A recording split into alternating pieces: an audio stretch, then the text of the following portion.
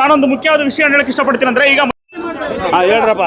ಮೊದಲನೇದಾಗಿ ಇದು ಬೆಂಗಳೂರು ನಮ್ಮ ರಾಜಧಾನಿ, ನಮ್ಮ ಕರ್ನಾಟಕ ರಾಜಧಾನಿ, ಯಾರು ನಮ್ಮ ಕೆಂಪೇಗೌಡರು ಕಟ್ಟಿರ್ತಕ್ಕಂಥ ರಾಜಧಾನಿ. ಇಲ್ಲಿ ಮೊದಲನೇದಾಗಿ ನಮ್ಮ ಊರಲ್ಲಿ ಫಸ್ಟ್ ನಮ್ಮ ಊರನ್ನು ಬೆಳೆಸ್ತೀರೋ ನೀವು ಹೊರಗೆ ಊರನ್ನು ಬೆಳೆಸ್ತೀರೋ?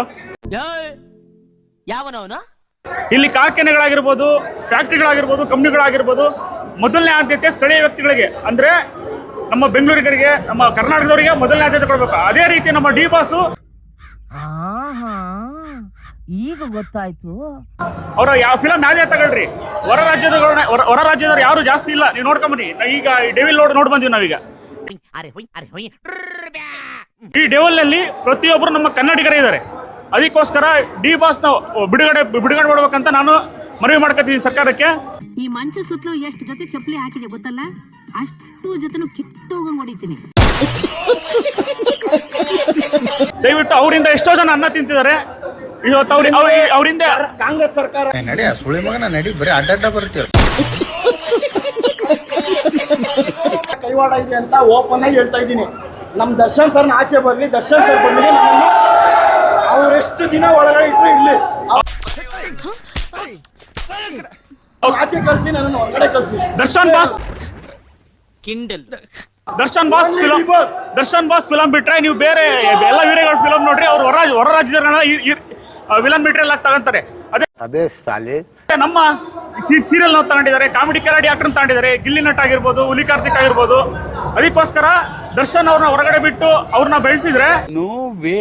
ವಿಚಾರ ಚರ್ಚೆನೇ ಆಗಿಲ್ಲ, ಇಲ್ಲ ಚಾನ್ಸೇ ಇಲ್ಲ, ನೋ ವೇ. ಅವ್ರಿಗೆ ಅವಕಾಶ ಕೊಟ್ಟರೆ ಮೊದಲನೇದಾಗಿ ನಮ್ಮ ಕರ್ನಾಟಕ ಇಂಡಸ್ಟ್ರಿ, ನಮ್ಮ ಕನ್ನಡ ಫಿಲಂ ಇಂಡಸ್ಟ್ರಿ ಇನ್ನೂ ಎತ್ತರಕ್ಕಾಗಿ ಬೆಳೀತಂತ ಈ ಸಂದರ್ಭದಲ್ಲಿ ಹೇಳಕ್ ಇಷ್ಟಪಡ್ತೀನಿ. ಜೈ. ಯಾವ ಬೋಳಿ ಮಗ ಹೇಳಿದ್ರಿ ಏನ್ರಿ ಅದು ಮಾತಾಡೋದು? ಏನ್ ಮಾತಾಡ್ತಾರ್ರಿ? ಯಾವನ್ರಿ ಅವನು? ನೋಡಿ ಮೇಡಮ್, ಮೂವಿ ಸಖತ್ತಾಗಿದೆ. ಇನ್ನು ಒಂದ್ಸಲ ಅಲ್ಲ, ದುಡ್ಡು ಕೊಟ್ರೆ ವೇಸ್ಟ್ ಏನಿಲ್ಲ. ಇನ್ನ 2 ಸಲ ಬಂದು ನೋಡ್ರೆ ನಮ್ಗೆ ಕಂಟೆಂಟ್ ಅನ್ನು ಚೆನ್ನಾಗಿ ಕಾಣ್ತಿದೆ. ನನ್ ಮೇಲೆ ಆಣೆ ಇಟ್ಟು, ನನ್ ಮೇಲೆ ಆಣೆ ಇಟ್ಟು. ಅದು ನಮ್ ಬಾಸ್ ಮೂವಿ ಅಂದ್ರೆ ಇನ್ನ ಸಖತ್ತಾಗಿ ಓಡುತ್ತೆ. ಅವ್ರ ಒಳಗಿದ್ದೆ ಈ ಕ್ರೇಜ್ ಇದೆ, ಇನ್ನು ಹೊರಗೆ ಬಂದ್ರೆ ಇದಕ್ಕಿಂತ ರಿವಾಲ್ ಆಗುತ್ತೆ.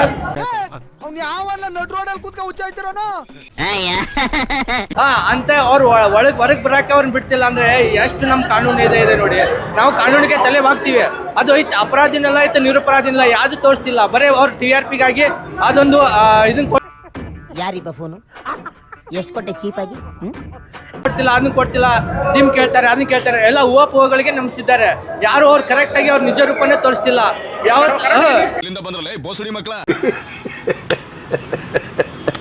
ಕರೆಕ್ಟ್ ಆಗಿ ನ್ಯೂಸ್ ಕೊಡ್ತಿಲ್ಲ.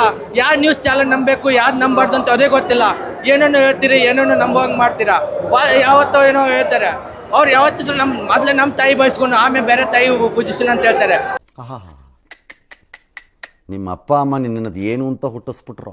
ಫಸ್ಟ್ ಅಂತ ನಮ್ಮ ತಾಯಿ ಪೂಜಿಸೋದವ್ರನ್ನೇ ಒಳಗಿಟ್ಟಿದ್ದೀರಾ. ಇನ್ನು ನಮ್ಮ ತಾಯಿ ಯಾರು ಪೂಜಿಸ್ತಾರೆ? ಫಸ್ಟ್ ನಮ್ಮ ತಾಯಿ ಪೂಜಿಸೋಕೆ ಕಲ್ಕೊಂಡು ಆಮೇಲೆ ಬೇರೆ ತಾಯಿನ ಪೂಜಿಸೋನು ಅಂತಾನೆ ಹೊರಗೆ ಕಳ್ಸಿದ್ರೆ ಇನ್ನು ಯಾರು ನಮ್ಮ ತಾಯಿ ಪೂಜಿಸ್ತಾರೆ ಹೇಳಿ? ಆಮೇಲೆ ನೀವು ಇನ್ನೊಂದು ಆ ಬಾಸು ಅದನ್ನ ಮಾಡಿದ್ದಾರೆ, ಇದು ಮಾಡ ಈ ಕರ್ನಾಟಕದಲ್ಲಿ, ಈ ಜಗತ್ತಲ್ಲಿ ಯಾರು ಕೊಲೆನೇ ಮಾಡಿಲ್ಲ. ತುಂಬಾ ಚೆನ್ನಾಗಿ ಮಾತಾಡ್ತೀಯ ನೀನ್, ನನಗೆ ತುಂಬಾ ಇಡ್ಸ್ಬಿಟ್ಟೆ. ಇಂಡಿಯಾದಲ್ಲಿ ಎಷ್ಟೋ ಮಂದಿ ಕೊಲೆನೇ ಮಾಡಿ ಎಲ್ಲೋ ಹೋದಾರೆ. ಇವ್ರು ಕೊಲೆ ಮಾಡಿಲ್ಲ ಒಳಗಿಟ್ಟಿದ್ದಾರ, ಕೊಲೆ ಮಾಡಿದಾರ ಹೊರಗಿಟ್ಟಿದ್ದಾರ. ಇದು ಯಾವ ಕಾನೂನು? ಕಾನೂನು ಪ್ರಕಾರ ಎಲ್ಲರಿಗೂ ಒಂದೇ ಶಿಕ್ಷೆ ಆಗ್ಬೇಕಲ್ಲ.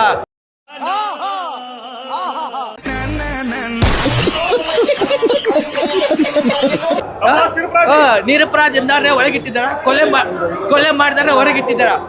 ನಿಮ್ಮ ಅಜ್ಜಿ ಕೊಲೆ ಮಾಡಿದವರಿಗೆ ಬೇಲ್ ಸಿಗುತ್ತೆ, ನಿರಪರಾಧಿದವರಿಗೆ ಬೇಲ್ ಸಿಗುದಿಲ್ಲ. ಎಂತ ಇದು ಕಾನೂನು? ಕಾನೂನಿಗೆ ಒಂದು ಏನೋ ಕರಿಯ ಒಳ್ಳೆ ಕಳ್ಳ ಇದ್ದಂಗ ಒಂಥರ ಯಾವಾಗೋ ಕಾನೂನು ಒಂದಿತ್ತು. ಈ ಕಾನೂನು ನೋಡ್ರೆ ನಮ್ಗೆ ಒಂಥರ ಬೇಜಾರ ಅನ್ಸುತ್ತೆ. ನಮ್ ಓದದ್ ಕಲರಿ ಅನ್ಎಜುಕೇಟೆಡ್ ಬಾಡೈತವ. ಓಡ್ಪತ್ಯಾ ಟಾಟಾ. ನನಗಿದ್ರು ಒಂಥರ ಸಂತೋಷ.